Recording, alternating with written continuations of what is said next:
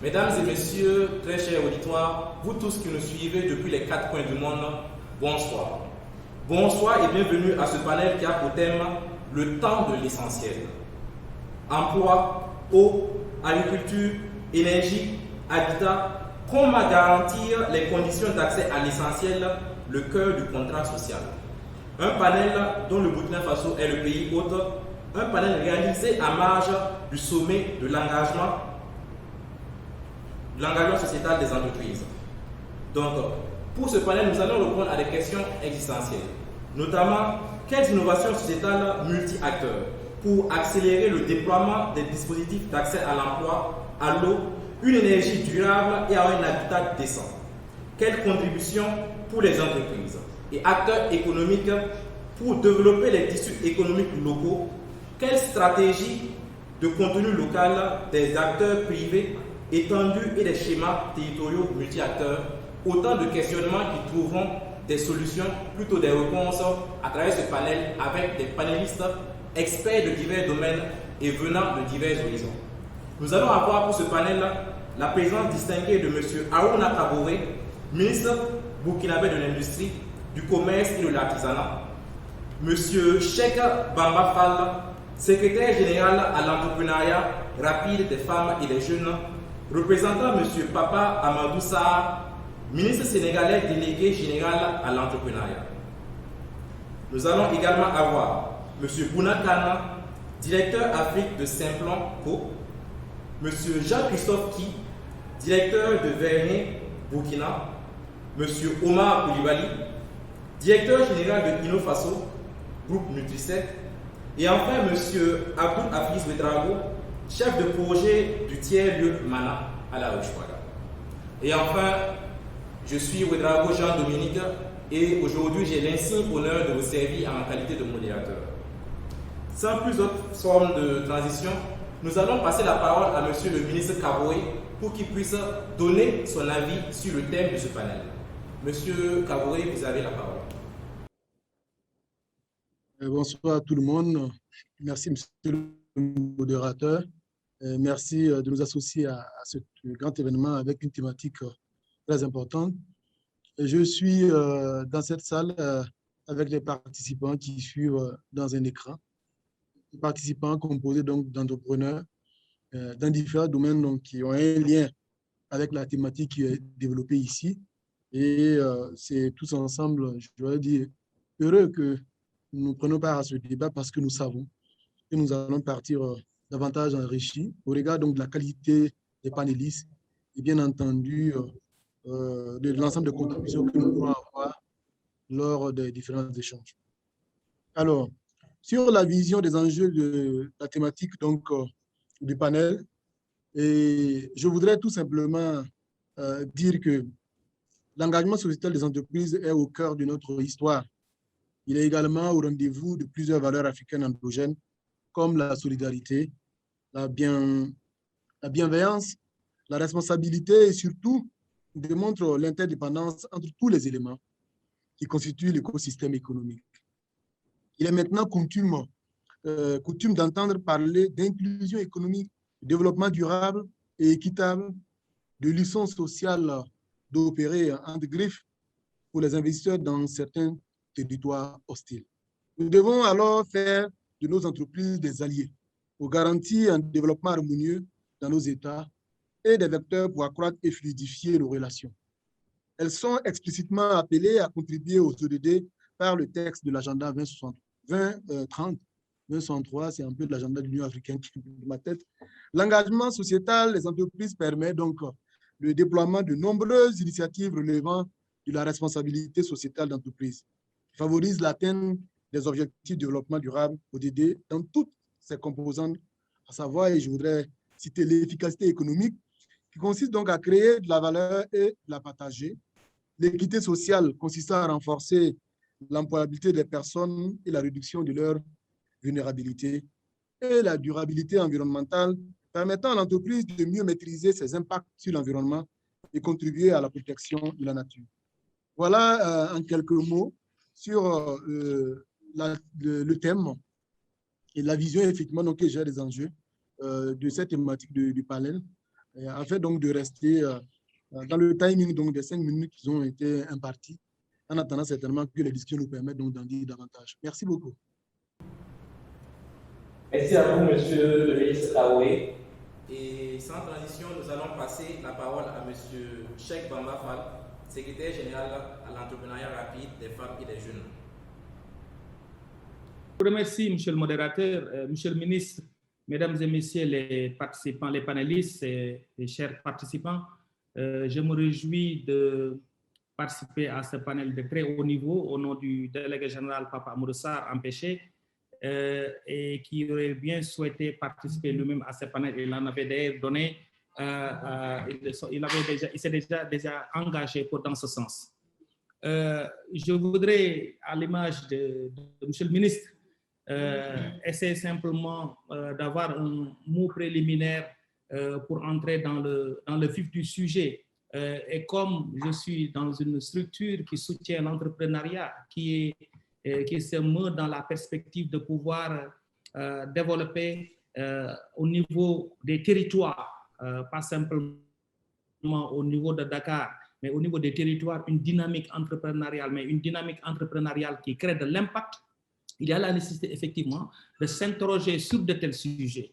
Parce que si en effet la mondialisation des échanges rime souvent avec une urbanisation, il y a le fait que les territoires apparaissent durablement disqualifiés sur le terrain de la compétitivité internationale. C'est un fait malheureusement que l'on constate tous les jours.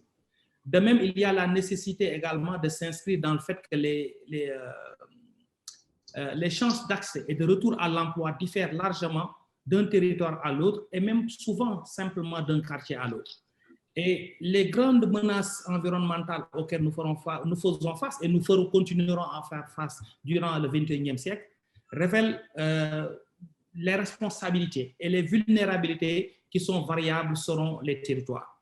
C'est à ce titre qu'effectivement que la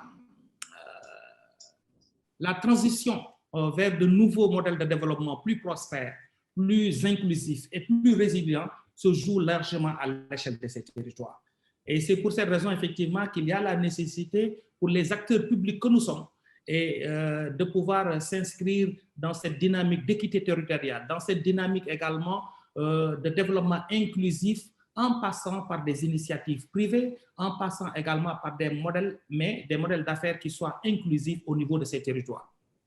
En fait, il faut dire que les territoires demandent d'une capacité et d'une volonté d'agir de plus en plus forte, et on le constate tous les jours quand on fait le tour de nos pays. Si les derniers épisodes de décentralisation sont venus consolider le portefeuille de ce qu'on appelle communément les compétences décentralisées au niveau des collectivités territoriales, que ce soit des conseils départementaux, des conseils régionaux, des mairies, il y a la nécessité également de s'interroger sur de nouvelles manières de produire, sur de nouvelles manières de consommer, de vivre et que l'on doit inventer ou en tout cas renforcer dans nos territoires. Et ces dynamiques ne manquent pas de questionner la contribution actuelle, mais également et surtout la contribution potentielle des entreprises, et en particulier des grandes entreprises. Leurs décisions et leurs pratiques peuvent avoir une incidence directe et un impact prégnant sur la vie des territoires, sur le développement de ces territoires, de manière positive comme de manière négative.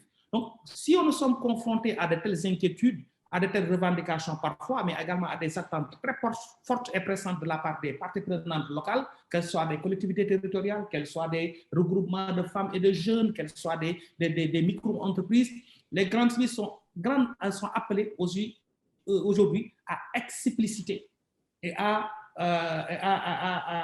promouvoir le type de relations qu'elles veulent entretenir avec les territoires et les parties prenantes au niveau de ces territoires.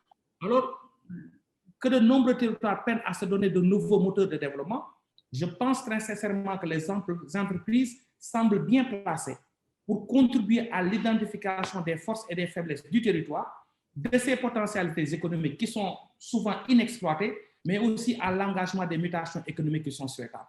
Donc, par leur envergure, par leurs, disons, compétences et leur réseau, les entreprises donc apparaissent comme des acteurs économiques crédibles, à mon avis, à même de soutenir le montage de projets ambitieux de projets structurants qui sont adaptés et inspirés par les territoires d'implantation. Voilà, monsieur le ministre, monsieur le modérateur, les quelques mots que je voulais placer pour mettre dans la perspective de ce débat extrêmement intéressant. Merci à vous, monsieur Fall.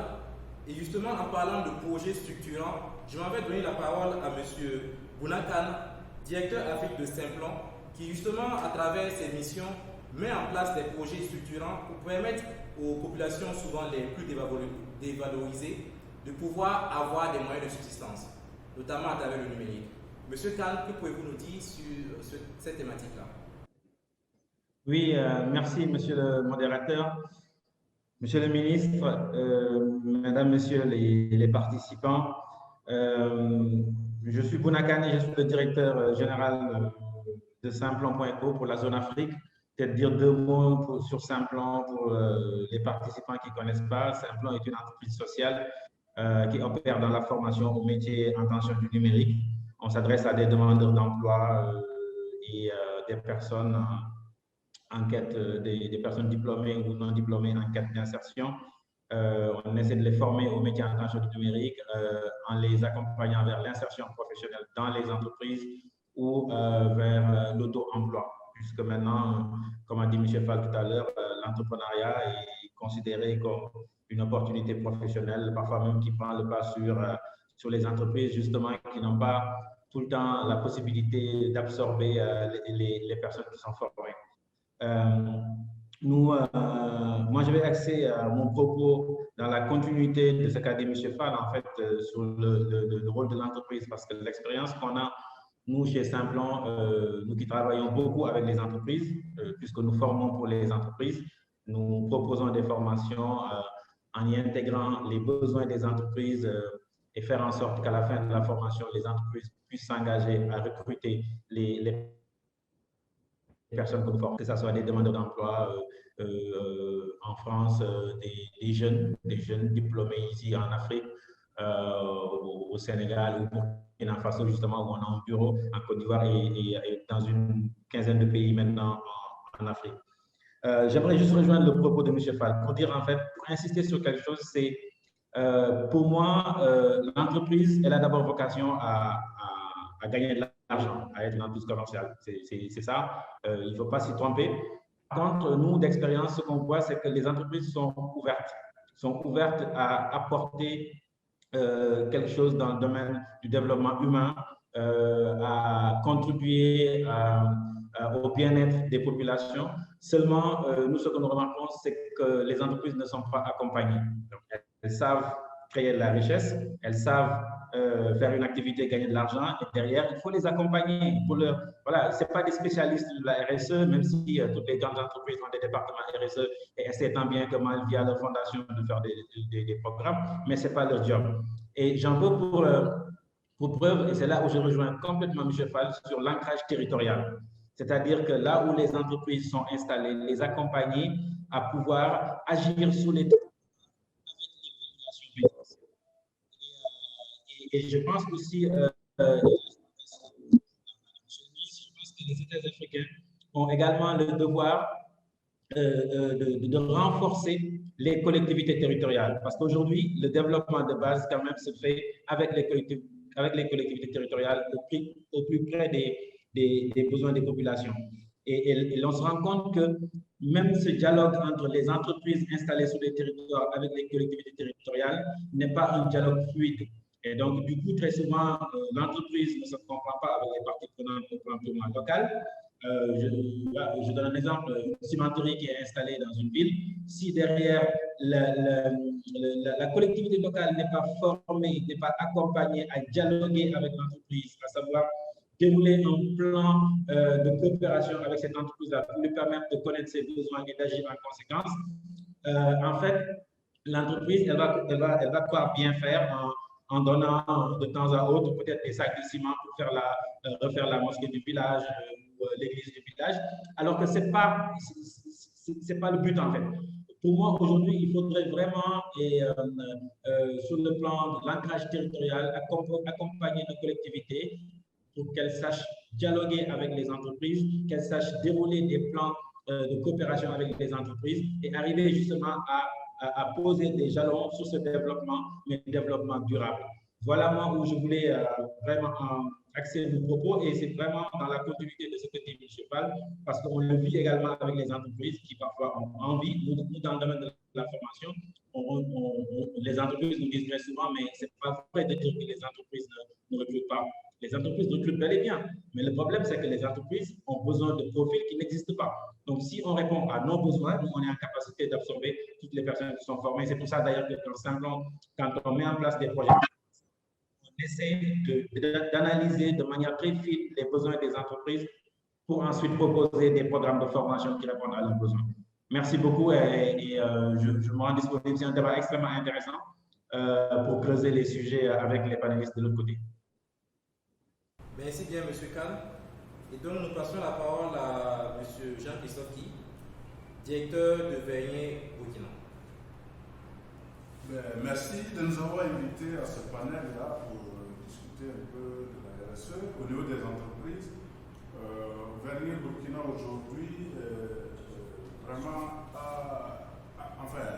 agit aujourd'hui dans le domaine de l'eau potable en milieu rural au Burkina depuis une dizaine d'années en ce qui concerne l'accompagnement des mairies dans la gestion de leur adduction en eau potable. Il faut dire que c'est un métier naissant, ce n'est pas un métier qui existe depuis longtemps, c'est suite à la réforme que l'État burkinabé a introduite dans les années 2000, d'impliquer le privé dans l'accompagnement des communes rurales dans la gestion des infrastructures hydrauliques. Et donc aujourd'hui, nous sommes sur le terrain dans le cadre de la gestion de ces adductions d'eau avec l'appui bien sûr des mairies et de l'administration. Cette gestion, je vais juste dire qu'il y a des notions, en fait, comme c'est un nouveau métier, on rentre dedans, il y a quand même pas mal de difficultés qu'on essaie quand même de contourner ou de les lever, si possible. Parce que la première des choses aujourd'hui, c'est cette notion de l'eau est un bien naturel. Donc les gens estiment qu'étant donné que c'est naturel, donc c'est la gratuité qui doit s'imposer. Ce qui n'est forcément pas vrai, parce qu'aujourd'hui, rien n'est gratuit. Je pense que la gestion aussi des ressources en eau, au niveau des AEP aussi, ne peut pas être gratuite. Donc c'est ainsi qu'a été introduit la délégation du service public en eau au niveau du Burkina, dans lequel nous nous insérons et dans lequel nous pratiquons ce travail de fermier avec les communes du Burkina Faso. Alors, donc, cette notion de gratuité, pour nous, il va falloir carrément dépasser ça pour pouvoir faire comprendre qu'en fait, il y a d'autres services qui ne sont pas vitaux, mais qui ne sont pas gratuits aussi. L'eau, aujourd'hui, qui est vitale, dire qu'elle va être gratuite, ça va être un peu dur. Donc nous estimons que là-dessus, il faudrait qu'on arrive à transcender cette manière de voir les choses pour qu'on puisse évoluer correctement dans ce domaine-là. Deuxième chose, c'est vraiment la qualité du service aussi en milieu rural. Vous savez, en milieu urbain, il y a une qualité, une norme qui est imposée. On estime aussi qu'en milieu rural, la norme sur la qualité du service doit être aussi respectée. Qui dit qualité du service, c'est pas forcément. Il y a bien sûr la qualité de l'eau, il y a la quantité, il y a aussi cette notion de pérennité. C'est-à-dire que l'eau potable soit à disposition des populations à tout moment afin qu'elles puissent en profiter comme dans les centres, dans les gros centres. Alors, en troisième position, c'est bien sûr le coût du service. Ce n'est pas gratuit, un service a un coût. Voilà. Donc aujourd'hui, il ne faudrait pas qu'on essaie quand même de fixer aussi ces coûts-là du service de l'eau de manière arbitraire. Nous estimons que c'est quelque chose qui doit être bien négocié, calculé, afin que vraiment les fermiers qui sont sur le terrain puissent aussi dégager un minimum de profit. Parce que nous sommes des sociétés, il ne faut pas oublier. Donc, si on ne fait pas de profit, écoutez, je pense que le dispositif dispositif va se casser la gueule. Donc, on dit profit calculé égale durabilité garantie. Ça, c'est notre devise aujourd'hui en milieu rural, c'est dans ce sens-là. Les gens disent aussi que l'État doit intervenir à des subventions. Nous pensons que ce n'est pas la meilleure manière de faire. Subventionner, ça va durer sur le temps, ça ne va pas aller peut-être sur la longue durée, parce qu'aujourd'hui, nous, c'est des contrats de 10, 15 ans que nous gérons, mais subventionner, dire à l'État de subventionner en milieu rural, ça sera compliqué. Aucun bailleur de fonds également ne pourra aussi vous faire une subvention sur ce genre d'action sur la longue durée. Il faut reconnaître qu'aujourd'hui, les budgets des PTF, ça sèche. Donc, il faut qu'on trouve des solutions intrinsèques à nous-mêmes, dans les sociétés, dans nos sociétés, pour pouvoir vraiment gérer ces adductions en eau-là sur le long terme et sur la durabilité. Donc, cette pérennité, je crois que c'est vraiment un mot d'ordre. Il faut que l'eau soit distribuée de manière pérenne en milieu rural. Je vous remercie. Merci à vous, M. Ki. Monsieur Omar Koulibaly, directeur général de Innofaso, on vous écoute. Merci bien, M. le ministre. Et c'est avec un grand honneur que je participe à ce panel. Je me permets de présenter rapidement Innofaso, entreprise agroalimentaire de droit burkinabé, qui est spécialisée dans la production d'aliments thérapeutiques pour la prise en charge des différentes formes de malnutrition. Donc, Innofaso fait partie du groupe Nutri7, qui a développé des entreprises, 12 entreprises dans le monde, et pour être plus près du besoin. Voilà. Il faut dire qu'au Burkina, nous travaillons essentiellement, nous, avec les différents acteurs humanitaires, et l'objectif à la création d'entreprises, c'est de se substituer à l'importation de tout ce qui est produit de traitement et de prévention de la malnutrition. Donc, depuis 2017, nous couvrons la demande du Burkina en produits de prévention et de traitement de la malnutrition. Pour revenir justement à la thématique, je dirais que pour une entreprise comme Innofaso, la première vision que moi je vois en tête sur la lien avec la thématique, c'est d'abord la volonté de l'entreprise à satisfaire, à répondre à ses obligations fiscales, cotisantes et sociales. Voilà. Donc je pense que c'est la première démarche quand on veut parler, pour moi, quand on veut parler d'engagement sociétal. Il est vrai aussi que souvent l'engagement sociétal peut être vu comme on appelle, impliquant des charges supplémentaires pour une entreprise, mais dans le fond, non, parce que justement, on doit pouvoir très bien concilier, qu'on appelle, réduire ses impacts sur l'environnement, renforcer ses impacts sur la société, tout en ne perdant pas de l'argent. Parce qu'il faut le dire clairement, l'objectif premier d'une entreprise, c'est aussi créer de la valeur ajoutée, qu'on appelle faire du profit. Donc, à partir du moment où justement une entreprise peut contribuer aux objectifs de développement durable sans altérer sa capacité financière ou être moins performant du point de vue financier, je pense que c'est un point positif à souligner.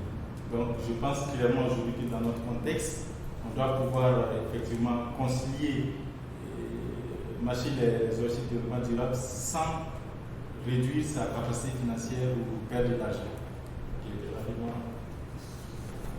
Merci bien. Donc, nous passons la parole à M. Abdoulafiz, chef de projet au sein du tiers de Mana. Merci beaucoup, monsieur le modérateur. Bonsoir à tous. Bonsoir, monsieur le ministre. Pour ma part, je vais d'abord présenter l'association Mana. L'association Mana, c'est une association de droit burkinabé qui existe depuis décembre 2020. L'objectif de l'association Mana, c'est de promouvoir l'insertion professionnelle. Quand on parle d'insertion professionnelle, on parle d'employabilité et aussi on parle aussi d'entrepreneuriat.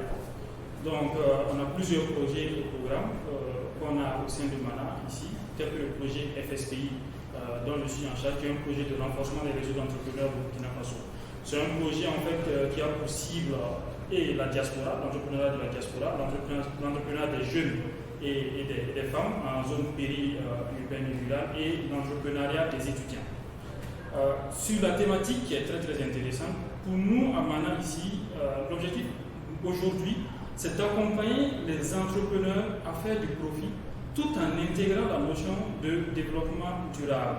Parce que lorsqu'une entreprise fait de la RSE, elle contribue aussi au développement d'un pays, mais aussi elle contribue aussi à asseoir un environnement favorable pour son business, si on le veut. Donc aujourd'hui, il y a aussi l'intégration de la notion d'économie circulaire. Lorsqu'on accompagne nos différents entrepreneurs, c'est aussi de leur dire qu'il est bien d'entreprendre, mais il y a certaines notions à intégrer dès la naissance de l'entreprise pour en fait contribuer au développement durable de son pays, que ce soit du Burkina Faso ou que ce soit de l'Afrique en fait de façon générale. Donc sur la thématique, je vais être bref. Je m'aligne sur ce que mes prédécesseurs ont eu à dire concernant cette thématique-là. Donc merci beaucoup, M. Merci bien, M. Ouedraogo. Et justement, on le remarque bien, les différentes interventions tentent à nous montrer qu'il y a beaucoup d'approches pour justement atteindre les ODD, beaucoup d'approches pour les différentes entreprises pour pouvoir avoir une RSE qui se respecte. Et justement, cela nous amène aux prochaines questions. Donc, quelles sont selon vous les approches et initiatives emblématiques et pertinentes à partager pour inspirer les autres acteurs et pays du continent par rapport notamment à notre thématique? Et également, quelles sont, de votre point de vue, les articulations utiles et nécessaires entre les différentes parties prenantes et les différentes formes d'engagement entre acteurs? Notamment, on parle ici de RSE, de ISR, de ESS, d'ODD, d'inclusion. Et nous allons commencer par inviter M. le ministre Kaboré.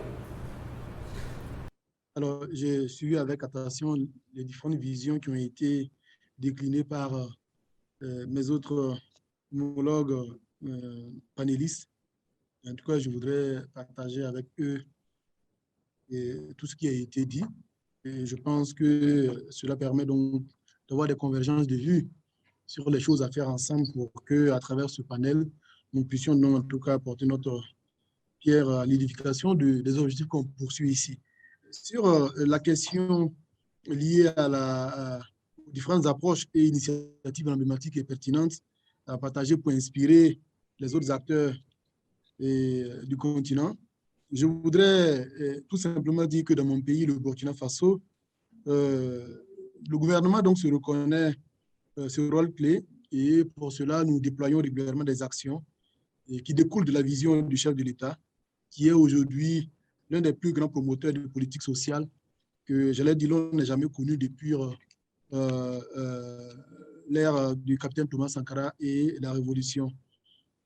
Il faut dire que ces initiatives sont soutenues par le secteur privé qui perçoit clairement donc, les effets potentiels sur la continuité et la prospérité de leurs affaires. Sous son mandat, les référentiels et les stratégies de développement ont toujours priorisé les couches défavorisées. Au niveau de mon département, par exemple, où j'ai la charge des actions donc, liées au secteur privé local, et nous n'échappons pas donc, à cette règle. Et je voudrais tout simplement partager avec vous quelques orientations qui ont abouti donc, à un certain nombre d'activités que nous avons travaillé à mettre en œuvre.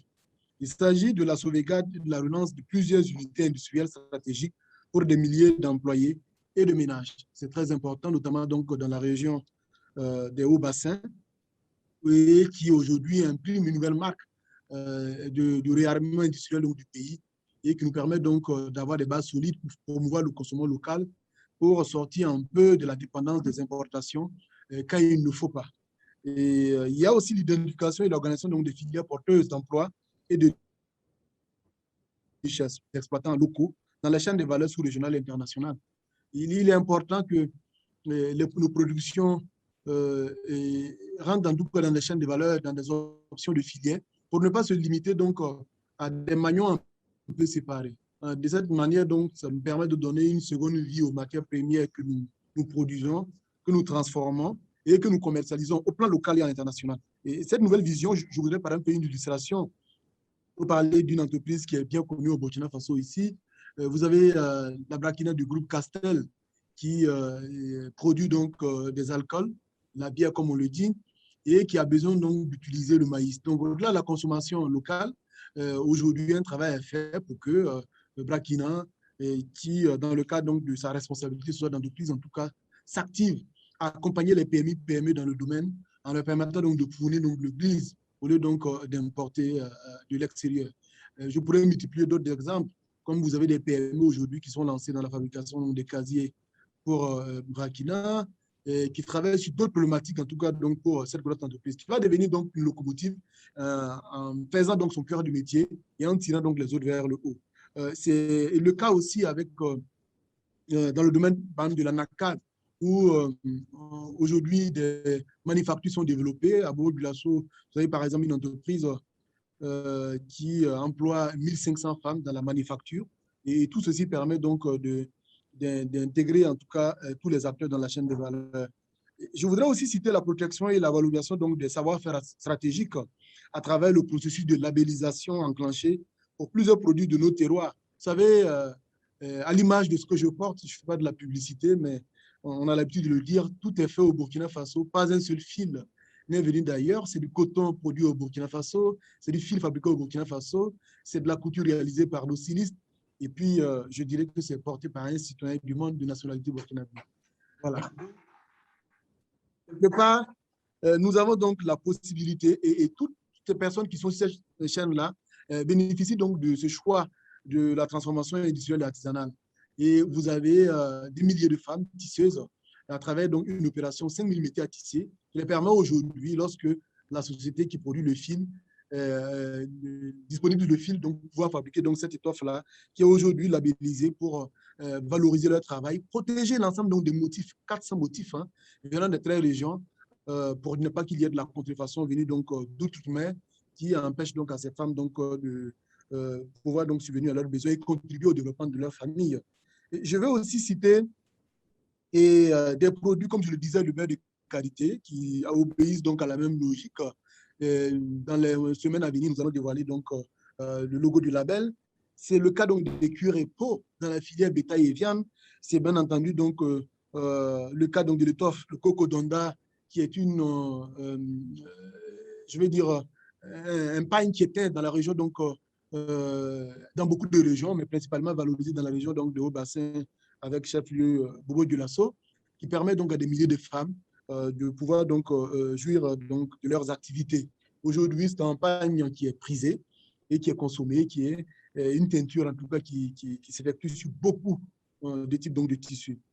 Et puis, comme je le disais, tout cela donc, permet donc, d'accroître leur compétitivité et leur valeur marchande au profit de millions d'acteurs concernés.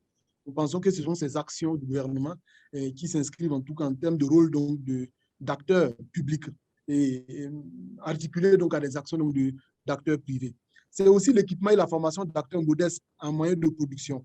Cela se fait dans mon pays, dans l'ensemble des régions. Je parlais tantôt donc, de 5000 métiers à tisser et qui permet aux soudeurs locaux de fabriquer des métiers à tisser au profit donc, des tisseuses. C'est aussi le fait que nous avons choisi d'accompagner une dizaine de PME par région, à l'effet donc de financer leur base productive pour que ces PME transforment localement nos matières premières locales.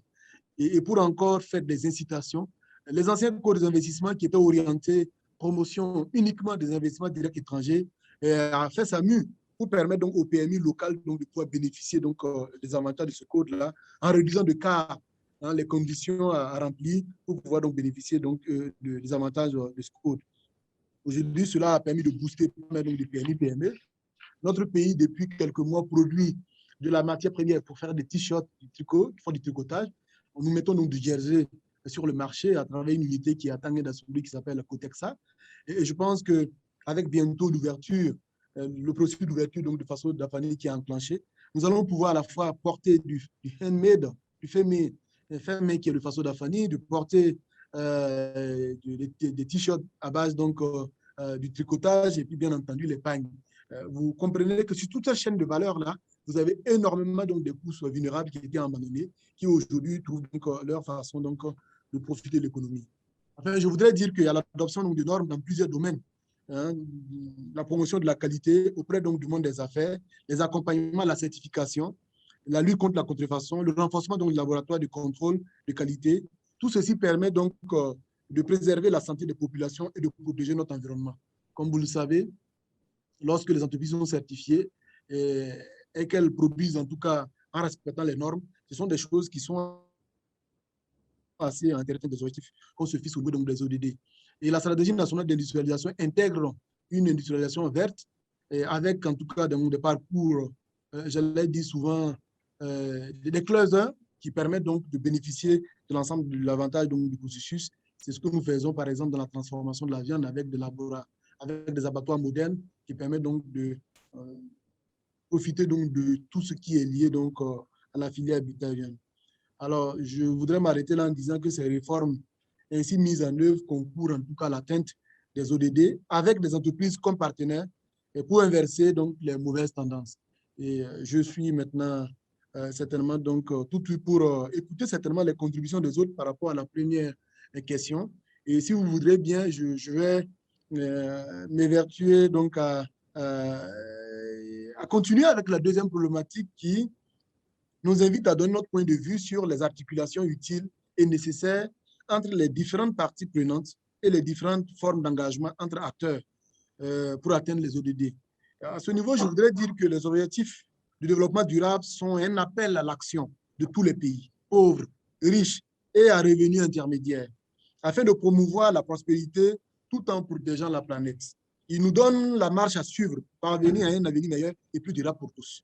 Ainsi, tout le monde, les citoyens, les entreprises et moi-même y compris, sommes concernés par les ODD. Chaque acteur a des impacts positifs comme négatifs sur la réalisation des ODD et a donc un rôle à jouer pour assurer la réussite de l'agenda 2030. Alors, tout ceci me permet de dire qu'en plus des actions menées par le public, le privé, les ONG, les associations, nous pensons que ces différents éléments-là sont assez essentiels pour atteindre l'objectif que nous visons et nous permettent certainement donc au cours de ce débat de nourrir davantage la réflexion et de contribuer à travers donc des nouvelles pistes pour continuer à faire davantage mieux. Si je peux m'exprimer ainsi. Merci. Merci, Monsieur le ministre Kaboé, pour ce brillant exposé qui nous montre l'ampleur de tout ce qui a déjà été réalisé, mais également qui nous fait penser qu'il y a encore beaucoup à faire. Et justement, j'aimerais faire le parallèle avec le cas du Sénégal. Donc, Monsieur Fall, qu'est-ce que vous pouvez nous dire concernant cet état de fait-là au Sénégal? Merci beaucoup, Monsieur le modérateur. Je pense qu'à l'image de Monsieur le ministre, il y a effectivement la nécessité de pouvoir recentrer un peu ce rôle, en tout cas ce rôle de l'action publique dans la territorialisation des politiques, dans également la capacitation des collectivités territoriales à pouvoir jouer un rôle très, très, très important. Et comme l'a dit tout à l'heure M. Bounakan, c'est vraiment cette énergie qui doit être déployée, cette stratégie qui doit être mise en œuvre pour que les différentes parties prenantes se mettent à niveau et les capacités de comprendre déjà les enjeux qui sont autour de cette question. Je pense que l'un des premiers enjeux, à mon avis, c'est le fait qu'il soit nécessaire de repenser la relation de l'entreprise au territoire. Parce qu'en fait, il s'agit, à mon avis, d'explorer le rôle d'opérateur de développement économique local qu'est l'entreprise. Il y a la nécessité, effectivement, qu'au regard de ce rôle qui est celui de l'entreprise, de ne pas simplement le regarder sous le prisme des RSE. Parce qu'effectivement, parfois pour des entreprises qui n'ont pas atteint une certaine dimension, des entreprises de niveau intermédiaire, être dans cette dimension, parfois d'ailleurs, non seulement comme le disait tout à l'heure Bouna, il y a des capacités qu'il faut développer à l'interne pour pouvoir développer de telles stratégies, mais parfois il y a un frein culturel et il y a une question idéologique qui est derrière, c'est de dire, moi quand même je veux faire du chiffre, je suis une entreprise, je fais faire mon business, mais je n'ai même pas commencé à avoir une certaine taille critique au niveau territoire, mais on me parle déjà d'autres types de contraintes qui viennent s'ajouter à celles qu'il y a déjà à s'installer dans des territoires. Et pour cela, je pense qu'il y a un changement de paradigme à faire, un changement de mentalité en mettant en synergie toutes les capacités, celles des collectivités territoriales, celles de l'État central qui doit impulser un certain nombre de réformes structurantes pour capaciter, bien entendu, ces collectivités territoriales, mais également faire en sorte que les entreprises qui s'installent d'une façon ou d'une autre au niveau de ces territoires-là profitent d'un certain nombre d'avantages. Il y a un avantage, à mon avis, dont les entreprises ne profitent pas souvent au niveau du territoire, c'est d'essayer de compter sur le personnel local qui a été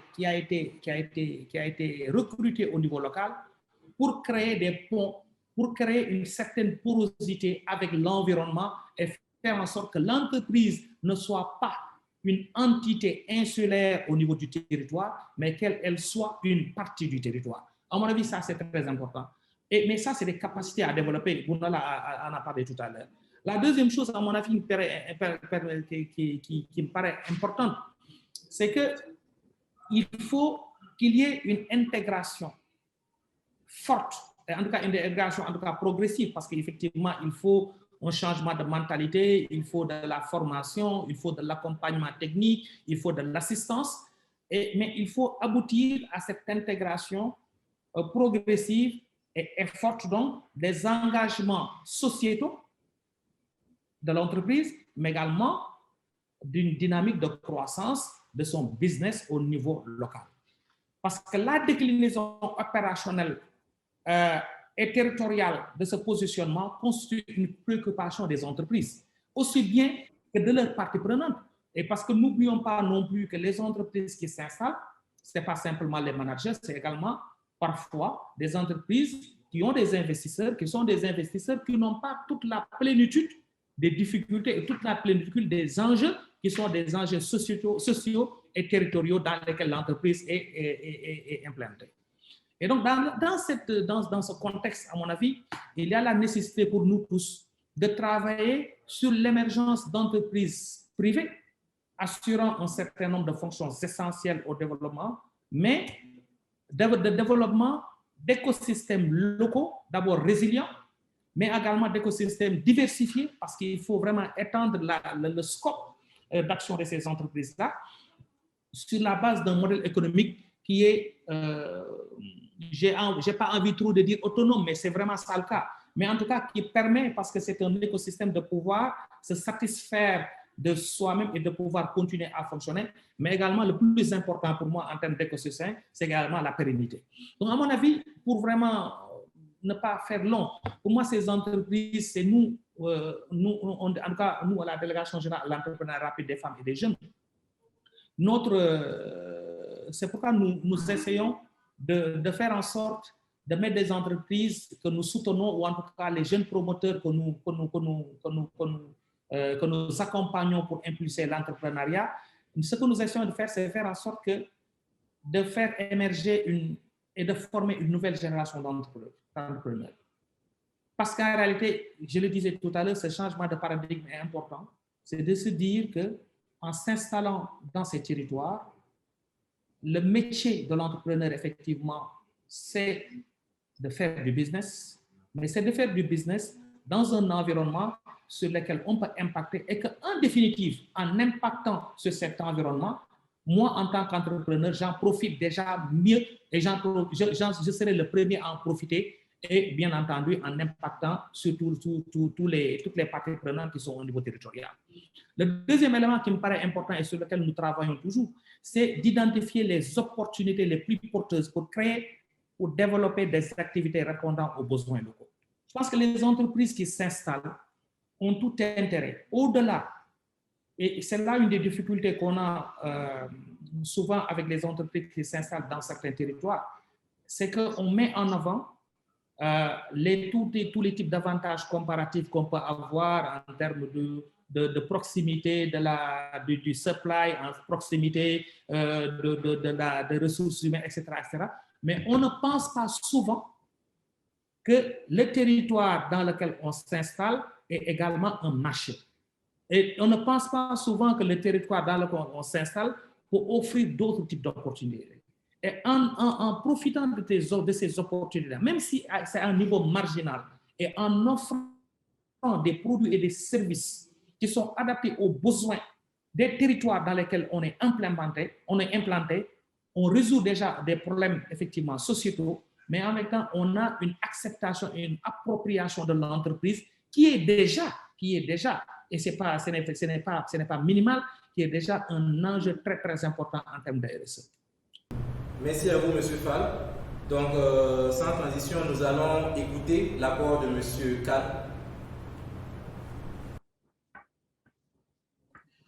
Merci beaucoup, monsieur le modérateur. Monsieur le ministre, monsieur Fall, malheureusement, j'ai acheté ma chemise chez Zara. Mais si ça se trouve, le coton vient du Burkina Faso, si ça se trouve.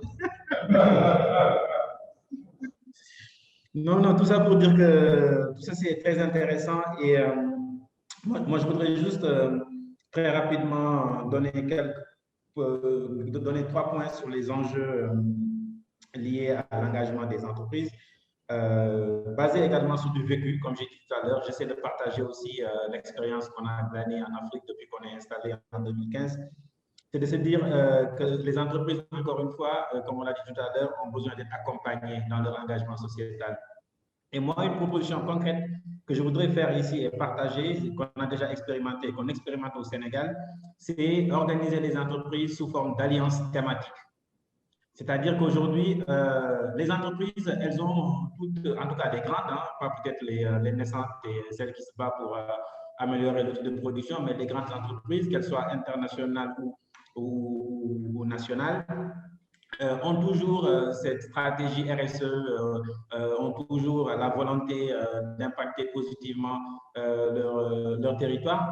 Et très souvent, elles travaillent aussi sur des thématiques. C'est des thématiques qui sont impulsées par les investisseurs, par les conseils d'administration, voire même par les collaborateurs. Et nous, on s'est dit, en fait, il faudrait les regrouper par centre d'intérêt. C'est-à-dire qu'aujourd'hui, au Sénégal, on a une alliance des entreprises pour la formation et l'insertion professionnelle, composée d'une dizaine d'entreprises, à la fois des multinationales comme des entreprises locales, pour essayer de les faire travailler ensemble sur comment elles peuvent apporter une contribution à la formation et à l'insertion professionnelle des jeunes Africains. Et donc, voilà, c'est des entreprises qui se disent, nous, ce qui nous intéresse, c'est la jeunesse, c'est la formation. À côté, on a d'autres entreprises qui vont se dire, nous, notre cheval de bataille pour le développement humain, c'est la santé. Donc, si on arrive, d'autres vont dire, nous, c'est l'agriculture parce que c'est lié aussi à nos enjeux, c'est lié à nos activités. Si on arrivait à encadrer aussi l'engagement des entreprises de manière thématique, elles seraient plus efficaces plutôt que de tenter de les obliger à venir à toutes les sauces, en fait, finalement, parce qu'elles sont perdues. C'est comme un peu ce qui se passe aujourd'hui avec les bailleurs institutionnels qui ont tendance à dire maintenant aux demandeurs, aux associations que nous sommes, écoutez, on ne peut pas donner à tout le monde, regroupez-vous, travaillez par thématique, venez nous voir et on essaiera de vous financer. Moi, je pense que c'est intéressant de creuser cette piste-là d'alliance thématique, de regrouper des entreprises, de les accompagner sur des sujets bien précis qui collent également à leurs enjeux qui ont été dictés soit par le top management, soit par leur conseil d'administration, voire même par leur assemblée d'actionnaires. L'autre point que je voulais aborder, c'est la promotion des partenariats publics-privés. Moi, je suis très en contact je suis beaucoup en contact avec les entreprises, qu'elles soient locales ou internationales, dans le cadre du travail qu'on fait, mais les entreprises se sentent racketées systématiquement par plein d'acteurs associatifs, par des ONG, par des États, parfois même, et elles se disent en fait, elles sont plus promptes à venir soutenir des initiatives si derrière il y a une sorte de partenariat public-privé où elles amènent leur contrepartie et le public également amène sa contrepartie et elles n'ont pas l'impression en fait d'être invitées juste à donner de l'argent parce qu'elles veulent vraiment et donc du coup ça aussi pareil, on est en train d'expérimenter une initiative par exemple ici au Sénégal avec l'aide de l'agence d'aide au développement luxembourgeoise, LuxDaid, qui est en train d'essayer de mobiliser à la fois les entreprises, des acteurs publics pour essayer d'ouvrir un grand centre de formation en co-gérance entre les entreprises et les entités publiques. Tout ceci sous la houlette du ministère de la Formation professionnelle.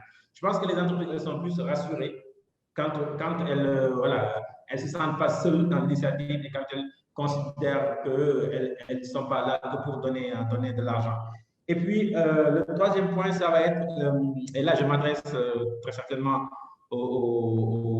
à l'État, c'est le renforcement du secteur privé. Quand on prend par exemple le secteur dans lequel on est, la formation, on nous dit qu'il faut que tous les jeunes soient formés. Mais quand les jeunes sont formés, il faut bien qu'ils trouvent un travail, que ce soit en emploi comme en auto-emploi. Mais si le secteur privé n'est pas renforcé, si le secteur privé on ne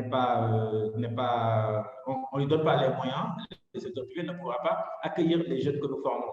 Donc, l'idée de dire on met beaucoup d'argent dans la formation, c'est très bien. Et il y a plein de pays qui le font maintenant, il y a plein de gouvernements qui injectent beaucoup d'argent dans la formation de la jeunesse. Mais derrière, il faut savoir que ce sont les entreprises, à la fois les petites, les moyennes, les grandes, qui absorbent après ces talents-là. Et si comme on le fait en France, en Europe ou dans d'autres pays, si on ne met pas des mesures incitatives pour permettre aux entreprises de mieux se développer, de mieux développer leur outil de production et derrière de pouvoir recruter ces jeunes-là, voilà, on retombe dans les travers de la formation qui est, après derrière, les jeunes, ils n'ont pas de travail, ils restent au point de départ, c'est-à-dire je suis toujours à la recherche de travail, j'ai été formé mais je n'ai pas de travail.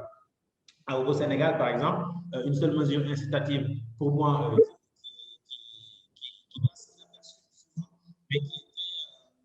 qui est très intéressante, c'est les formations d'employés. Parce qu'on sait qu'en Afrique, de manière générale, même pour trouver un stage, le jeune, il galère. Et aujourd'hui, ce que le gouvernement a mis en place, c'est de dire chaque entreprise, quelle que soit sa taille, qui accueille des stagiaires, moi, je m'engage à rembourser 50% des indemnités de stage. Ça, c'est une mesure incitative qui permet à l'entreprise, même petite, de pouvoir accueillir des stagiaires en se disant que voilà, j'ai à ma charge la moitié. Je m'engage auprès de ces jeunes-là pour leur donner des compétences voilà, et les aider à démarrer leur parcours de vie. Et en même temps, je suis supporté voilà, soutenu par l'État qui prend en charge 50%. Donc ça, c'est vraiment des mesures pour moi concrètes suivies. Alors, moi, j'adore ces débats-là parce que sortir avec des propositions concrètes qu'on pourrait expérimenter au service des jeunes, ce serait super. C'était là des expériences partagées avec les panélistes et le public. Merci bien, M. Khan, pour toutes ces lumières que vous nous apportez. Et justement, M. Ki, qu'est-ce que vous pouvez nous dire en fait sur justement ces axes d'amélioration-là? Bon, en tant qu'intervenant quand même dans le domaine de l'eau potable dans le milieu rural, je crois qu'une des choses que nous aimerions quand même, c'est surtout au niveau même de la conception des projets, que ce soit bien conçu, bien réalisé, afin de les mettre à disposition du privé qui doit assurer quand même la gestion. Parce qu'aujourd'hui, un ouvrage qui est mal conçu, ça voudrait dire que c'est des charges au moment de l'exploitation, c'est des charges que vous générez qui viennent plomber un peu les résultats qui sont déjà très faibles ou sinon inexistants. Alors, donc la notion de construction-gestion, ça c'est quelque chose qui nous tient à cœur, c'est-à-dire l'entreprise qui réalise et prend derrière la gestion des ouvrages. Ça te permet quand même de donner une certaine garantie au maître d'ouvrage comme quoi ce qui est fait a été réalisé dans de très bonnes conditions. Donc nous encourageons aujourd'hui l'État à aller un peu dans ce sens pour donner aussi une certaine garantie au niveau de ces ouvrages qui coûtent très cher à l'État et donc dont la gestion parfois est hypothéquée par une mauvaise conception dès le départ. Le deuxième axe, nous, c'est la péréquation au niveau des centres qui est appliquée. La péréquation, bon, pour les novices, effectivement, les centres qui sont un peu rentables, qui puissent soutenir les centres qui ne sont pas rentables. Voilà. Donc, nous aujourd'hui, sur 45 sites où nous menons l'exploitation, nous avons juste peut-être une vingtaine ou 17 qui sont rentables. Et ouais, tout le reste, vous devez supporter tous les autres centres qui sont déficitaires grâce à ces centres. Donc, c'est aujourd'hui un axe qu'il faut explorer. Je crois qu'au niveau du ministère du tutelle que j'ai, le ministère de l'eau, on allait dans cette optique de péréquation qui porte ses fruits, je pense, aujourd'hui. Il faudrait aussi, de par sa caractéristique, la gestion de l'eau en milieu rural, en général, nous, le genre est beaucoup impliqué. Et donc, c'est les femmes qui travaillent beaucoup comme fontainières à notre niveau. Sur les 350 ou 400 fontainières que nous avons, je peux vous dire qu'à 95%, ce sont des femmes. Donc, le genre est beaucoup impliqué dans l'activité que nous menons aujourd'hui au niveau des communes. Ce n'est pas négligeable et c'est même conseillé aussi dans le cadre des ODD. Alors, la création d'activités en local, ça, c'est pour vous dire que tout ce qui intervient autour de l'activité gestion sont quand même du personnel local. Donc, ça apporte quelque chose à l'économie locale et donc ça a un impact sur l'économie locale. Ce n'est pas négligeable. Alors, il y a aussi la rentabilité au niveau de ce métier, elle est très lente. C'est pour cela qu'on n'a pas beaucoup d'acteurs qui se précipitent aujourd'hui pour venir dans la gestion.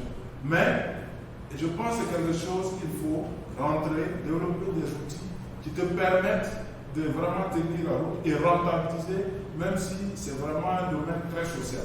Voilà, je pense qu'aujourd'hui c'est faisable. Nous nous attelons à développer des outils justement pour rentabiliser ces nouveaux métiers qui est au niveau des communes. Alors, pour ce qui est de la deuxième question, moi je crois que là-dessus, nous avons des trucs bien ficelés. C'est la redevabilité à notre niveau est très importante, parce que nous sommes tenus de rendre compte au maître d'ouvrage chaque semestre de ce que nous faisons, de ce que tout ce que nous avons rencontré comme problème. Et aujourd'hui, c'est quelque chose qui se passe bien grâce à des rapports que nous fournissons à chaque semestre. Alors, dans ces rapports, c'est bien détaillé, tout ce que nous avons eu comme des difficultés, les problèmes qu'il y a eu, et même les analyses d'eau. Parce que je disais tantôt, la qualité de l'eau aujourd'hui en milieu rural, c'est une question préoccupante et qu'il faut prendre ça à bras le corps. Ce que nous faisons, donc chaque semestre, il y a des analyses qui sont faites pour prouver que nous intéressons aussi à la rentabilité de l'eau. Alors, une entreprise, comme M. Fall l'a dit, une entreprise intégrée localement, c'est ça aussi, gérer vraiment dans ces communes-là, dans ces régions-là, c'est effectivement mener une activité qui apporte un plus à l'économie locale, à l'économie régionale. Ce n'est pas négligeable. Je crois que nous sommes dans cette dynamique grâce à ce métier, même s'il est nouveau, qui nous permet quand même d'arriver quand même à équilibrer nos comptes après 5-6 ans d'exploitation, bien sûr, parce que les premières années, ce n'était pas évident.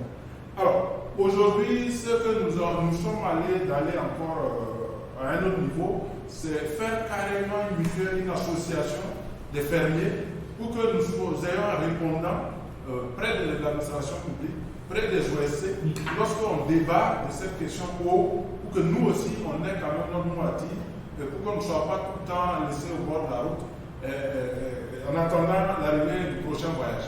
Voilà, donc aujourd'hui, voilà ce que nous menons comme activité, et avec cet impact social dans un domaine social. Aujourd'hui, garantir la pérennité de l'eau, c'est le souci majeur de Audial Solutions, le groupe auquel j'appartiens. Donc, je pense que dans cette dynamique avec les maires, on arrive vraiment à trouver toujours un terrain d'entente. Comme je l'ai dit aux maires, j'ai dit nous sommes un partenaire au développement. Nous ne sommes pas venus pour exécuter un projet parti. Ça s'est resté à vous pendant 10-15 ans. Je pense que c'est un partenariat qui ne dit pas son nom. À titre d'exemple, lorsque la Covid s'est déclenchée, nous avons doté toutes les mairies et toutes nos BF de l'argent parce que nous sommes soucieux aussi de ceux qui viennent prendre de l'eau à nos bonnes fontaines, ainsi que, bien sûr, le maître d'ouvrage qui est la mairie. Voilà ce que je peux dire par rapport aux deux questions. Bon, on nous a demandé de ne pas être trop long, on essaie de rester dans le timing. Voilà, je vous remercie. Merci beaucoup, M. Ki. On le constate, il y a beaucoup à dire, mais la plupart des impératifs de temps, nous avons un peu accéléré. Donc, M. Koulibaly. Ok, merci bien. Je souhaiterais peut-être moi revenir un peu sur les enjeux des ODD dans le contexte africain. Il faut dire que les enjeux sont multiples. C'est production agricole, développement industriel, sécurité alimentaire. Sur le point précis, je voudrais quand même insister là-dessus, parce que c'est un point très souvent qui est relégué au second plan. Heureusement, au Burkina, la politique accompagne fortement ces derniers points. Il faut dire que voilà, le chef de l'État est champion de la nutrition, et le Burkina Faso fait partie des rares pays qui a inscrit une ligne budgétaire de nutrition. Voilà, quand on sait tout ce qu'il y a comme qu'on appelle frein au développement que peut causer la sécurité alimentaire. À titre d'exemple, par exemple, une étude avait été conduite au Burkina en 2012 et l'étude montrait que le coût de la faim impactait jusqu'à 7,7% sur le PIB du Burkina. Et aussi, autre fait, c'est qu'un enfant sur deux qui décède au Burkina a souffert de malnutrition. Donc, je tiens quand même à soulever l'exemple du Burkina, un des rares pays qui a inscrit la nutrition. Maintenant, pour revenir un peu sur qu'on appelle à l'échelle de nos façons, il faut dire qu'à notre niveau, nous menons quelques activités justement dans ce sens-là. Monsieur le ministre a cité l'exemple de la Burkina. Je souhaitais aussi citer l'exemple de l'Innofaso qui travaille à peut-être pas à aussi grande échelle, parce que nous utilisons beaucoup l'arachide dans notre process. L'arachide est même la matière première de base. Mais depuis l'existence, nous étions contraints à importer de l'arachide parce que les spécifications que nous exigeaient notre cahier des charges ne nous permettaient pas d'utiliser l'arachide local. Je donne peut-être à titre d'exemple, nos cahiers des charges, par exemple, précisent des taux d'aflatoxine inférieurs à 4 ppb. Le codex autorise jusqu'à 15 ppb. Et quand nous avons fait les analyses sur l'arachide tout vénin, nous avions des niveaux d'aflatoxine qui avoisinaient les 100 ppb. Donc justement, nous avons travaillé en concertation avec les structures étatiques, INERA, et aussi avec ToScale. Et depuis l'année dernière, nous avons accompagné des coopératives qui comptent plus de 2000 petits producteurs, essentiellement des femmes, à pouvoir produire l'arachide suivant avec l'objectif de répondre finalement aux spécifications. Donc les résultats sur la campagne ont été très très satisfaisants. Et comme je l'ai dit, l'objectif premier, ce n'est pas forcément avoir l'arachide beaucoup moins cher. Et justement, ce n'est pas un objectif qui était forcément atteignable. Mais l'idée, c'était de contribuer à créer plus de valeur ajoutée.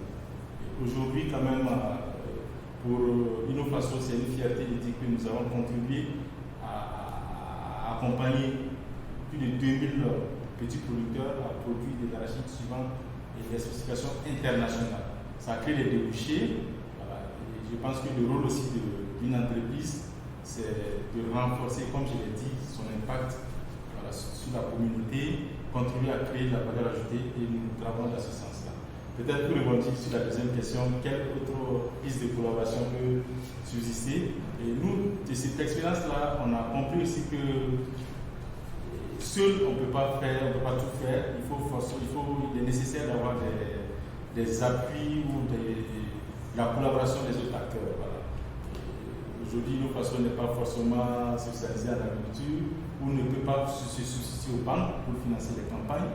Voilà. Et aujourd'hui, on voit clairement qu'il y a une amélioration qui peut être faite avec les partenaires financiers, accompagner la production locale, parce que un des principes aussi des OED, c'est d'augmenter la production agricole.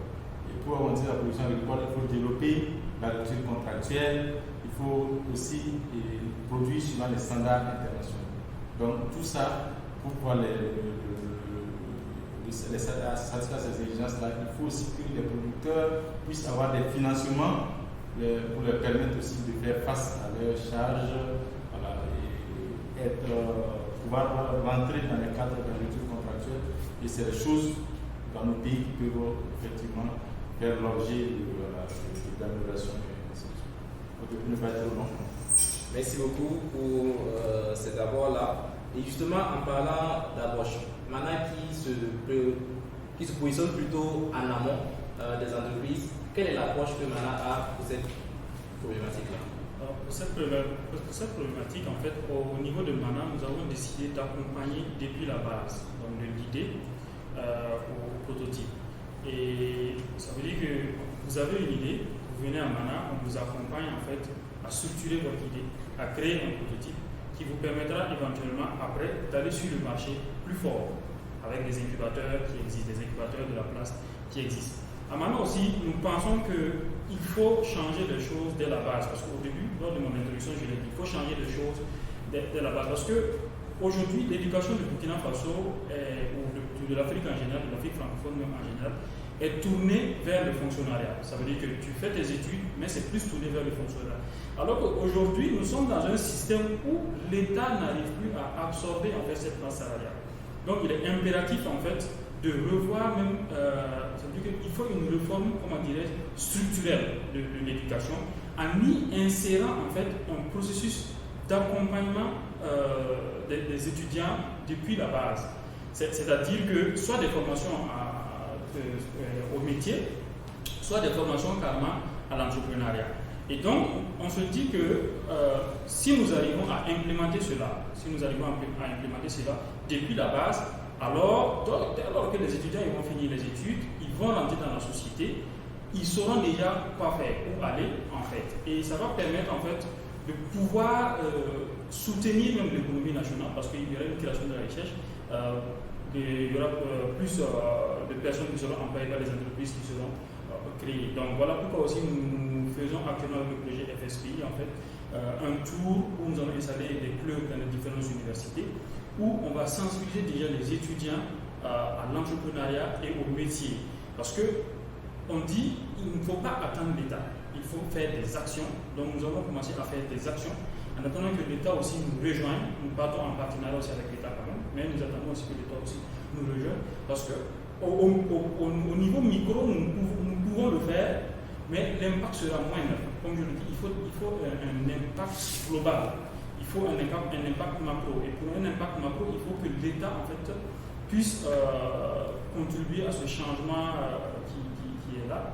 Parce que aujourd'hui, nous disons que si du point de vue éducation, il y a des changements quantitatifs et qualitatifs. Quand je dis quantitatif, ça veut dire que plus de personnes ont accès à la formation.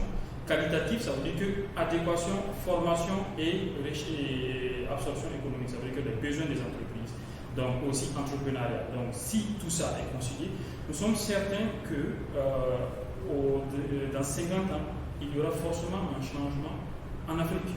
Pas seulement du point de vue économique, mais aussi du point de vue environnemental, parce que déjà dès la base, en fait, il y a certaines notions qui auraient été déjà inculquées, qui seront comment dirais-je, que les étudiants pourront utiliser plus tard en fait, pour contribuer au développement de l'Afrique en atteignant les objectifs du développement durable. Donc je réponds grosso modo aux deux questions, de façon je vous l'ai dit qu'on ne prie pas le temps. Alors, nous tirons lentement mais sûrement vers la fin de ce panel. Et pour justement les mots finaux, nous allons nous orienter vers deux questions, à savoir quelle nouvelle collaboration entre acteurs publics, privés et société civile souhaiteriez-vous mettre en œuvre pour l'atteinte des objectifs de développement durable, et quel serait votre engagement prioritaire pour contribuer et accélérer l'atteinte des ODD? Je tiens à préciser que pour ces deux questions, nous avons le temps vraiment de 3 minutes. C'est peu, mais je fais confiance justement à nos différents panélistes qui ont déjà montré qu'ils sont capables de faire beaucoup en peu de temps. Avant de revenir donc à votre préoccupation, non, il y a quand même des questions qui ont été posées. Si vous me permettez, je prendrai dans mes 3 minutes pour dire qu'il y a beaucoup d'initiatives qui sont développées. Je parlais donc des 5000 métiers à tisser qui vont jusqu'aux PME, aux artisans pour participer effectivement à cette chaîne de valeur. Je peux vous citer par exemple le fait qu'à Bobo-Dioulasso, nous avons développé des activités qui permettent de donner des chaînes complexes pour la transformation du beurre de qualité. L'exemple type, c'est que nous avons donné une chaîne complète qui va permettre donc de jouer plusieurs rôles. D'abord, on réduit donc la question de l'utilisation du bois de chauffe. On participe donc, on réduit tout ce qui est effectivement donc déforestation, et ça les émissions donc de gaz à effet de serre, si je peux le dire. Et puis, ça crée des emplois. C'est 14 000 femmes qui sont concernées. C'est une transformation qui est passée de 300 tonnes à 600 tonnes. Et c'est de la qualité, donc du beurre de qualité qui est exportable. Je peux vous donner un autre exemple d'entreprises aussi qui contribuent. Vous avez Sodigaz aujourd'hui qui va contribuer à ce qu'il y ait des PMI, PME par exemple, ou des TPE qui vont bénéficier d'un fonds de microcrédit directement à travers donc, un partenariat avec la FIPME pour développer leurs petits projets. Et puis, au niveau donc, des choix gouvernementaux, vous savez qu'il y a l'adoption de la loi de promotion des PME avec la charte des PME qui permet aux petites entreprises, comme il le disait, pour encourager ceux qui veulent entreprendre, d'accéder à 15% donc, des marchés publics lorsque vous commencez, avec une priorité donnée à ceux qui viennent de démarrer en réduisant un peu les conditions pour ne pas qu'on demande assez d'expérience ou de référence. Et puis, il y a des grandes formations qui sont développées dans les universités Aujourd'hui, nous développons un incubateur public qui va nous permettre donc de prendre directement des gens de l'université qui ont tout simplement des idées, 100 par an, qui vont rentrer donc dans un incubateur public que nous allons finaliser bientôt, qui est en construction. Et au bout de 3 ans, ils ont fait leur produit, ils commencent à le vendre sur le marché et ils sortent et puis il y en a d'autres personnes. Ça va encourager des gens qui ont déjà des idées de trouver un cadre pour pouvoir se développer. Et puis, pour revenir à la question sur les nouvelles collaborations entre acteurs publics, privés et société civile, ce que nous souhaitons voir mis en œuvre pour l'atteinte des ODD, je voudrais dire que, comme l'indique le 17e et dernier objectif, qui promet la nécessité des partenariats efficaces entre les gouvernants, le secteur privé et la société civile sont pour la réalisation des ODD au niveau mondial, régional, national et local. Ces partenariats doivent être inclusifs, mutuellement enrichissants, construits sur les principes et les valeurs communes et plaçant au cœur de leurs préoccupations les peuples et la planète avant le profit. Pour la deuxième question, quel serait donc notre engagement, je dit, prioritaire pour contribuer à accélérer l'atteinte des ODD? Je dirais tout simplement que notre engagement en tant que ministre en charge de l'industrie, du commerce et de l'artisanat est de promouvoir l'essor résilient et durable de l'industrialisation, du commerce et de l'innovation, de permettre au secteur privé d'être un moteur pour le recul de la pauvreté et l'amélioration de la qualité de vie des Burkinabés, tout en ayant un impact mineur sur l'environnement. Et puis, si vous permettez, il me reste quelques secondes, je vais demander aux entrepreneurs de bousculer leurs chaises et de venir tout de suite saluer ceux qui sont ici. Venez, mon dispositif ne vous permet pas de vous voir, mais venez pour qu'ils sachent que vous êtes très nombreux ici. Je vois la jeune directrice docteur qui aujourd'hui propose du coton hydrophile au Burkina Faso pour les soins médicaux. Vous avez des coachs. La priorité donnée aux dames parce que c'est elles qui se lèvent tôt, qui se couchent tard. Bien entouré, monsieur. Les hommes, c'est souvent donc des buvets d'alcool prélatés, sinon c'est... Non. Mais ça va. Voilà. Chez nous, c'est dans la transformation, c'est 90% des femmes qui sont dans la petite transformation. On vous voit ou pas? La prochaine fois, on fera mieux avec un dispositif qui vous permet donc de participer et de voir. Voilà, elles sont derrière. Salut tout le monde. Elles prennent les quelques secondes pour dire qu'elles sont... Voilà. Vous allez me dire c'est les personnes, c'est pour ça que j'ai dit qu'elles... Non, je conjugue effectivement dans les femmes d'abord. Chez moi, quand il y a une femme et qui a 20 femmes, qui a 20 hommes, c'est il, c'est elle. C'est pas il. C'est bon? Merci. Et puis, voilà. Merci beaucoup, monsieur le ministre. Merci pour cette image qui nous montre justement que les entrepreneurs sont solidaires et conscients de l'importance de ce thème-là et de l'atteinte des objectifs durables et également de la RSE. Et cela nous fait une belle transition pour monsieur Fall. Donc, comme je le disais, 3 minutes.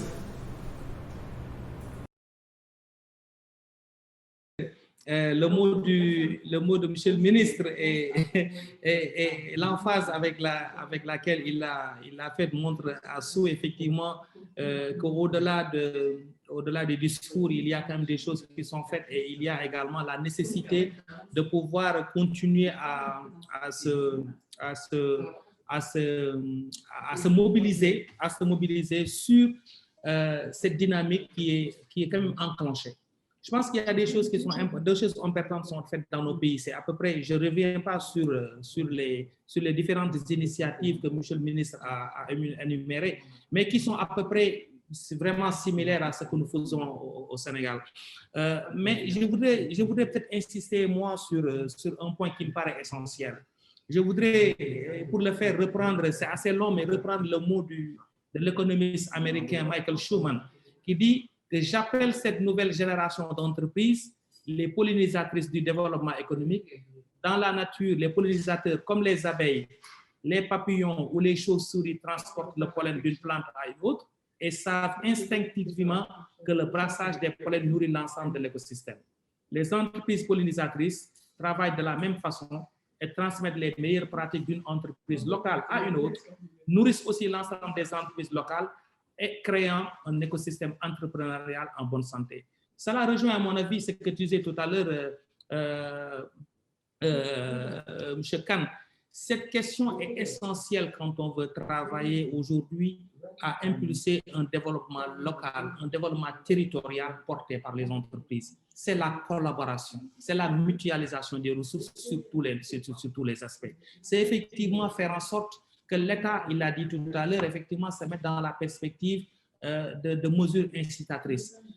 Il en a cité quelques-uns. La délégation générale à l'entrepreneuriat rapide des femmes et des jeunes que je représente à ce panel, en elle-même est une mesure incitatrice parce qu'elle se met effectivement dans un contexte simplement d'impulsion et de renforcement de l'auto-emploi, mais également de l'entrepreneuriat des femmes et des jeunes dans une perspective d'équité territoriale.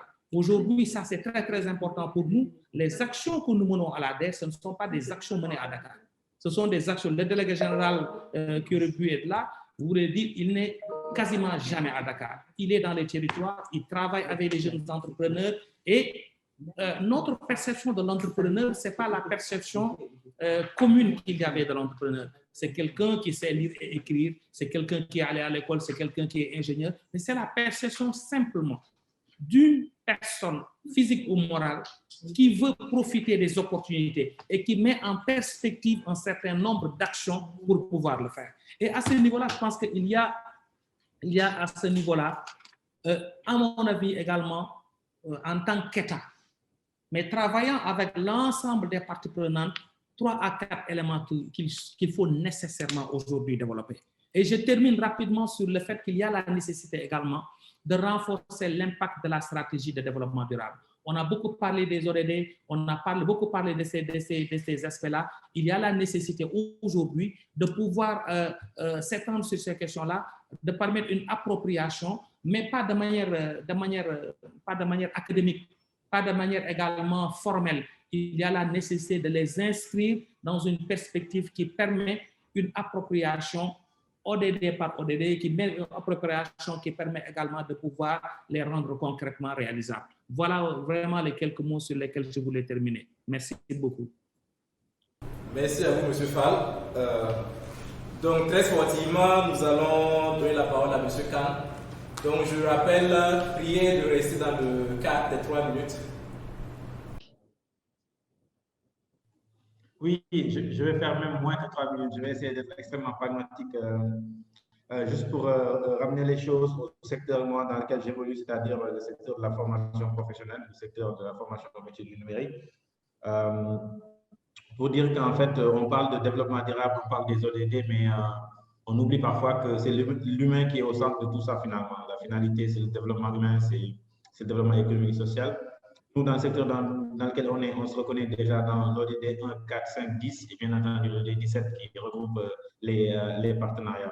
Si on revient à la formation de nos jeunes Africains, je dirais en fait, j'ai bien aimé le terme là, de M. Fall de brassage. C'est-à-dire qu'aujourd'hui, on forme des professionnels, des futurs professionnels et on forme pour les entreprises, mais sans les entreprises. Je m'explique. C'est-à-dire aujourd'hui, on construit des programmes de formation, on ne construit pas les entreprises. L'entreprise, pour moi, aujourd'hui, elle devrait être au cœur. Parce qu'on gagnerait à regarder ce qui se fait dans les pays européens, notamment, moi j'ai visité une initiative qui est très bien à Amsterdam, où ce sont des professionnels qui donnent des cours de mathématiques, des cours d'informatique, justement, pour insuffler, pour que l'entreprise soit au cœur du dispositif de formation. Et de ce point de vue-là, moi, je suis très fasciné par toutes les méthodes pédagogiques qui sortent en ce moment, tout ce qui est approche par compétence, etc. Mais il y a aussi un impératif, c'est que le système éducatif, nos systèmes éducatifs africains doivent s'ouvrir au monde de l'entreprise. Parce que pour dire la réalité, c'est quand même des systèmes hermétiques, des systèmes qui sont fermés, où l'entreprise n'a pas sa place. Et puis après, en fin de parcours, on lui demande de recruter des gens qui ne sont pas adaptés. Moi, je pense qu'il faut créer ce brassage, autant en termes d'ancrage territorial, autant entre le monde éducatif et le monde professionnel, pour que les jeunes qui sont formés puissent facilement intégrer les entreprises et y rester durablement. Merci beaucoup. Merci à vous. Donc, Monsieur Guy. Merci. On va remercier rapidement. Je crois que ce que nous, en tant que société privée, nous demanderons peut-être aux acteurs publics, comme monsieur le ministre Aruna avec nous, c'est notamment de renforcer vraiment la juridiction et la fiscalité autour de ces entreprises naissantes qui interviennent en milieu rural. Parce qu'aujourd'hui, le domaine de l'eau est assez pauvre en juridiction et en fiscalité, si bien que parfois c'est assez difficile de se comprendre avec le pouvoir public en face afin vraiment de mener à bien notre mission. Et comme j'aime à le dire aux maires, il faut que nous fassions un partenariat gagnant-gagnant. Nous sommes des sociétés privées, nous ne sommes pas des sociétés philanthropes. On n'est pas là pour des gros profits, parce que c'est un milieu social, ça n'a pas de gros profits. Donc, on a intérêt vraiment à aller main dans la main afin de conduire les politiques nationales qui nous ont été confiées en matière d'approvisionnement en eau potable. Aujourd'hui, l'État s'est débrouillé pour vraiment faire le hard dans cet approvisionnement en eau, donc le soft qui reste. Et il serait bien quand même que nous arrivions aussi avec les partenaires locaux et amener à bien cette politique nationale qui est d'approvisionner de manière pérenne les populations en eau potable. Alors, aujourd'hui, je pense que nous sommes au premier stade, parce que c'est un métier nouveau. Nous voulons quand même le privé puisse aller à une seconde échelle, qui est aussi de chercher des financements et de les investir au niveau de la région, de la mairie où ce privé intervient. Mais pour pouvoir faire cela, il faut vraiment un cadre réglementaire assez solide et rigoureux qui puisse vraiment sécuriser aussi le privé afin qu'il puisse amener des investissements nouveaux et pour pouvoir aider un peu la mairie dans cette problématique eau potable. Alors, à notre sein aujourd'hui, on essaie de développer des outils. Bon, on n'a pas assez de temps, je n'ai pas le temps de m'étaler dessus. Pour pouvoir sécuriser un peu, d'abord tout ce qui est paiement, parce que c'est de la petite monnaie que vous savez que nous générons en brousse, mais aussi des trucs comme des bornes fontaines automatiques pour pouvoir les installer dans des zones isolées où il n'y a pas grand monde qui s'aventure. Et ça, c'est un développement intrinsèque à l'entreprise afin de pouvoir satisfaire le maximum sur le terrain. Aujourd'hui, nous sommes dans cette dynamique qui avance très bien et que bientôt, le Burkina sera le premier pays à avoir, peut-être dans la sous-région, ces bornes fontaines automatiques qui vont marcher à des clés RFID que tu charges comme on charge un téléphone prépayé. Voilà, et comme ça, les gens sont autonomes, ils vont prendre leur eau quand ils veulent et ils vont payer au juste prix. Voilà. Aujourd'hui, on n'a pas de frein intermédiaire, on est obligé de jongler après 5 francs, c'est 10 francs, après 10, c'est 15. Voilà. Mais avec ces nouveaux outils que nous développons, le consommateur va payer, si on dit c'est 7 francs, c'est 9 francs, il va payer 7 francs, il va payer 9 francs. Et nous sommes allés plus loin, même s'il va avec un gobelet, avec les prix RFID, il va juste payer ce qu'il a pris dans son gobelet. Même si c'est 0,1 franc, il va payer 0,1 franc. C'est des outils, ce n'est pas de la science-fiction que nous sommes en train de mettre en place, qui vont arriver bientôt au Burkina, et qui est quand même un grand champ où le groupe Audiac Solutions développe pas mal d'outils en matière de satisfaction en eau potable des campagnes et des villages et isolés du Burkina. Merci. Alors, merci beaucoup, M. Ki. C'est sur cette promesse-là que nous allons passer la parole à M. Coulibaly. Merci bien. Non, je voudrais peut-être juste le dire. Une entreprise seule, malgré sa bonne volonté, ne peut pas peut-être faire tout seul. Et c'est vrai que nos pays, l'industrialisation est assez faible, mais je le dis encore, et je pense qu'une des étapes à franchir, c'est aussi développer une agriculture contractuelle qui va permettre à nos producteurs de pouvoir être autonomes et aux entreprises de pouvoir avoir la matière première de qualité pour renforcer justement la transformation. Et à l'échelle de l'innovation du groupe Nutri7, nos engagements, je pense que notre mandat aussi, notre mandat pour l'innovation de travail clairement, c'est œuvrer pour l'autonomie nutritionnelle dans notre pays. Utiliser le savoir-faire local, les matières premières locales pour traiter, sauver les enfants du Burkina. Ça, c'est quand même un engagement aussi fort. Et un point aussi que je souligne très bien, c'est que l'innovation est constituée essentiellement de jeunes. Sur tous les cadres qui composent la société, presque on va dire 90% sont à la première poste chez nous. Donc nous faisons la promotion aussi de l'emploi des jeunes, l'égalité des sexes, justement aussi qui est pense que même si on ne va tout faire seul, il faut toute entreprise, tout citoyen et acteur du changement. Donc, ça doit commencer d'abord par l'entreprise, d'abord par le citoyen, pour essayer de faire avoir plus d'impact. Merci beaucoup, M. Koulibaly. M. Ouedraogo. Moi, je terminerai mon propos en disant que d'abord, nous ne pouvons pas tout faire seul. Ici, à Mana, il y a les journées conseil emploi qui se fait chaque 1er mai, où nous essayons vraiment de réunir toutes les entreprises privées, mais aussi les acteurs du public, en fait, pour que les étudiants puissent les rencontrer, pour discuter avec eux, pour comprendre ces entreprises. Parce que lorsqu'on discute avec certains chefs d'entreprise, ils nous disent nous avons besoin de main-d'œuvre, nous avons besoin de gens avec qui travailler, mais l'environnement ou la formation qui est ici ne nous permet pas. Nous sommes obligés généralement d'embaucher des expatriés, pas que nous le voulons, mais parce que nous avons besoin d'évoluer. Et donc, Mana, avec la journée conseil emploi, avec Manage ton Job, nous avons mis en place ces programmes pour accompagner ces jeunes-là en les formant, en les permettant d'avoir les compétences pour pouvoir obtenir certains marchés. Sur le plan entrepreneurial, il y a beaucoup de programmes et d'initiatives que nous menons, mais nous ne menons jamais seuls, nous les menons toujours en partenariat avec les acteurs du privé et les acteurs du public, pour qu'ensemble, main dans la main, en fait, on puisse impacter tous ensemble. Comme on le dit, seul on ne peut pas bâtir de grandes choses, mais c'est ensemble, en fait, un peu, pour mettre dans la main qu'on pourra réaliser de grandes choses. Donc, je vais m'arrêter juste là. Et vraiment féliciter aussi le gouvernement parce qu'il y a beaucoup d'actions qui sont menées aujourd'hui pour la promotion de l'entrepreneuriat. Et comme je le disais avant, nous allons aller à la base aussi et nous espérons que des actions fortes seront mises sur le plan étatique pour nous accompagner en fait à atteindre nos objectifs depuis la base et jusqu'à monter en fait au niveau de l'Est. Merci bien, M. Ouedraogo, merci à tous. Donc, de ce qui a été dit, nous remarquons que nous sommes à la croisée de chemin.